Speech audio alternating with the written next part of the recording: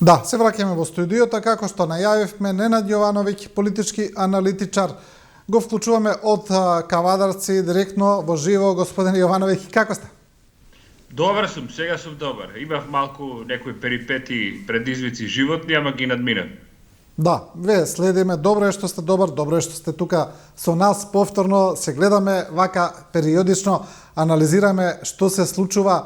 Ајде да почнеме со ова, еве што зборувавме пред малку и со заменик министр за информатичко општество Стефан Андоновски. Тој зборуваше за вработувањата во јавната администрација, за трансформирање, тоест на договорите од определено време во неопределено, вели дека тоа се правило незаконски. Нема да навлегуваме во тие законски толкувања премногу, туку само во принципот за кој тој вели дека на некој начин е предизборен подкуп, дека на таков начин власта се обидува да добие гласачи.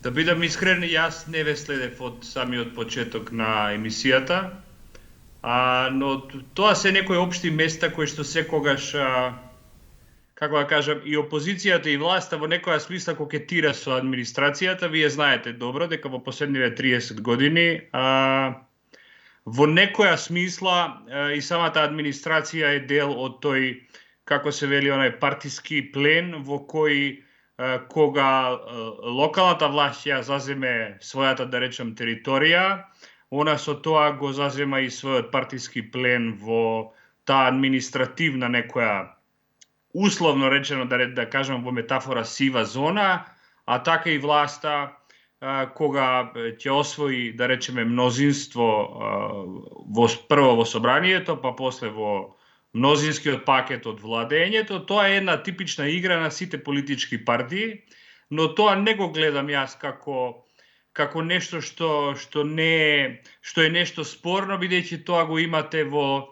едноставно така се структуира моќта на политичките партии. Да не се лажеме, тоа горе-долу е помалку или повеќе една пракса кај сите политички елити, кога ќе дојдат дали на локално, дали на национално ниво. Поголемото прашање би било колкава е смислата и суштината на таа администрација и колку луѓе практично работат во интерес на граѓаните. Тоа е многу поважно, и дали владењето во оваа земја, дали на локално или на национално ниво, институциите им служат на граѓаните и дали институциите се сервис на граѓаните. Тоа е многу поважно прашање, и колку има, се разбира, тамо способни и квалитетни луѓе. Се разбира дека има, но сепак се плашам дека се работи за повеќе квантитет отколку квалитет. Да, кога зборуваме за тоа прашање, значи тогаш секогаш се содруваме со прашањето за клиентелизмот. Ги обвинуваме често политичките партии, без разлика власт, опозиција, како се менуваат за ова прашање, но мене ми се чини дека кај нас граѓаните го бараат тоа од нив. Би било навистина за граѓаните како да е чудно да побараат од политичарите, од партиите некаква визија, стратегија, или доколку некоја партија каже дека ќе ја скастри јавната администрација, нема да вработува, мислам дека нема шанси да добие никаква јавна поддршка. Граѓаните едноставно најчесто ги интересира вработување, што ќе добијат од гласањето. Како да го смениме тој менталитет? Тоа се сложувам со вас сега дека е и менталитетски проблем, но исто така во некое символичко разно јас ја исчитувам вашата порака дека ние сме сепак во некоја смисла еден вид и посткомунистичко општество, кај што без разлика на старосната граница од, да речем, од најмало до најстаро, луѓето бараат државна работа, бидејќи сепак во оваа земја, ако јасно дефинираме дека демократијата е поврзана со пазарот, односно со приватниот пазар, тогаш луѓето имаат многу поголем проблем да одат на пазар, отколку што имаат проблем да одат во државна служба. И тука мислам дека треба дополнително да се развива тој некој приватен сектор, тој некој сектор кој работи од пазар, и така повеќе да привлекува работоспособни луѓе, отколку да, бидејќи ова премал пазар, сепак луѓето во некако ја бараат својата заштита или својата закрила со редовно социјално, здравствено, пензиско, инвалидско во државна служба, отколку во приватниот сектор, пошто знаете дека приватниот сектор работиш, како се вика, те евалуираат од ден за ден, а овде некако си на чисто, кога ќе добиеш државна работа или кога ќе влезеш во државна служба, некако си под топло, под суво. Таму нема многу пари, не можеш многу да се офајдиш, да кажеме, во лично. Јас знам од собствен пример, сум работел во државна, да речам, локална служба, јавна служба, и таму нема многу пари, али има релативно некоја сигурност. Така што ви велам, луѓето кога би бирале измеѓу продуктивност и сигурност, верувајте ми дека они ќе одберат повеќе сигурност отколку да бидат евалуирани од ден за ден. Да, но особено за млади луѓе, некако како данас, кај нас не се перцепира дека тоа на некој начин, ајде да зборуваме за луѓе кои само што завршиле факултет. Таа јавна државна служба, знаеме дека на Запад е најнеатрактивна служба, дека никој нема идеал да се вработи таму, бидејќи најчесто не се стекнуваат некои посебни специфични вештини, особено кај нас, знаеме каква е јавната администрација. Да. Повеќе значи стагнација отколку и купување некакво време, отколку инвестирање во себе, во кариера, во вештини. Како и тоа да не се гледа како проблем. Сигурно е така. Еве, се малку само да ја проширам, колку да има некоја добра динамика. Приказката пред некоја ден ја читав биографската книга на Барак Обама, и сега една феноменална, една фантастична личност, гениална личност, својата улога во претседателствувањето на САД ја опишува во книгата како мисија и желба за потреба за работа во јавна служба. Значи, он себе си не се гледа како претседател на Америка, него се гледа како граѓанин кој влегол да служи на народ во јавната служба. Сега, кога една таква личност и една таква грандиозна личност кога ќе ја спушта својата позиција, тогаш и самите луѓе би требало да сватат дека ако влегуваат во јавна служба, односно во државна служба, треба да им служат на граѓаните, значи да ги сервисираат граѓаните. Тоа беше идејата, ако сакате, во која се боревме и пред и за време на шарената револуција и после шарената револуција. Значи, институциите на системот не се ништо друго осем служба за граѓаните, сервис за граѓаните. И сега тоа самата администрација ќе мора да го разбере, ќе мора да го свати, бидејќи они работат од даноците и придонесите кои ги плаќаат сите граѓани. Значи, они заработуваат од луѓето кои што треба да ги сервисираат. И ми се чини дека има добра администрација во земјава, но сепак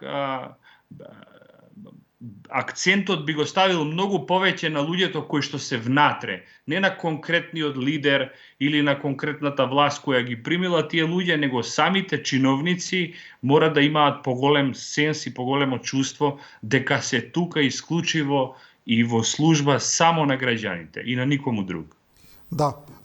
Добро, ајде вака пред крајот на куса политичка анализа на состојбите, ми се чини дека ги следиме анкетите, тие се константни, покажуваат водство на опозицијата во однос на власта или на ВМРО ДПМН во однос на СДСМ. Ќе видиме каква ќе биде таа работа. Се чини дека сега пред се владеачката СДСМ, но и владеачката коалиција има тешки предизвици пред овие избори. Како гледате на политичката слика? Па, еве, да бидам вака фер и да бидам објективен. СДСМ не би била СДСМ ако пред неа не би имала тешки предизвици.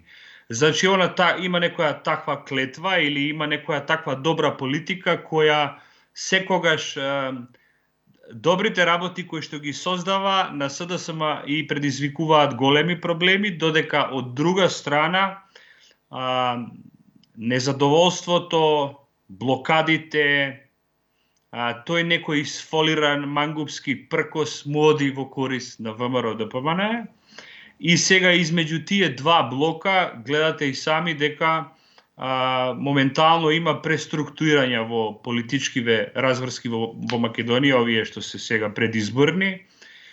Читав Савајлево дека ДУИ создава некој свој фронт за европска Северна Македонија, додека од другава страна СДСМ собира свој европски потенцијал коалиционен за европска Северна Македонија, така што овие два блока, кога вие велите дека ВМРО ДПМН води на анкетите, јас не мислам дека е така, од проста причина што коалициониот капацитет на политичките фактори ќе зависи исходот на самите избори. Неспорно е дека СДСМ има многу луѓе кои што се разочарани, но сепак тие се тука, се уште се колебливи, сепак динамиката на кампањата која почнува, ако не се лажам, од 4 април, ќе присобере уште дополнително бустирање за СДСМ, како што ќе земе дополнително бустирање и за ДУИ, бидејќи и они имаат сега исто така еден силен набој во политичкото премрежје, додека од другава страна ВМРО ДПМН го има тоа, едно исто, флуктирачко, да речам, национално, чисто етничко, што и да значи тоа во нивниот клаустрофобичен свет, и сепак ќе видиме како ќе се одбиваат динамиките, важен е исходот на самиве избори, а за пораките може да продолжиме во можеби во следното прашање. За ова прашање имав толку. Да, добро, во поглед на пораките ги отприлика ги следиме, но еве го спомнавте коалицијскиот капацитет. Тоа е интересно, бидејќи го спомнуваат и други, дека и можеби тоа потоа ќе биде пресудно при формирање на влада, и многу се зборува за тоа, ајде да речеме така наречено бугарско сценарио, нешто што се случува во соседна Бугарија. Тие веќе неколку години не може да формираат стабилна влада, се име на краток рок. Едноставно коалициите им се распаѓаат цело време или не може да се состават, и се зборува дека и тоа е едно од можните сценарија во Македонија. Како гледате на тоа? Мислите ли дека може да влеземе во бугарско сценарио? Јас лично не верувам, бидејќи многу е, како да речам, шашаво кога земате пример од една земја која реално ние ниту ја слушаме, ниту ја гледаме, освен кога има некаков скандал. Ја не знам дали некој во оваа земја, освен со некои ретки поединци, читаат, да речеме, бугарски весници или следат бугарски медиуми, него стално кога има некакви кошкања измеѓу нашава земја и нивната со некои националистички провокации, тогаш нас ни текнува дека нашиот сосед се бугарите и дека сега ние тука треба да се обидиме како да се одбраниме или да ги нападнеме, а кога е некако релативно мирно и кога се занимаваме со наши македонски работи, тогаш некако забораваме на бугарите, па имаме меѓусебни кошкања помеѓу СДСМ, ВМРО, ДУИ и така натаму.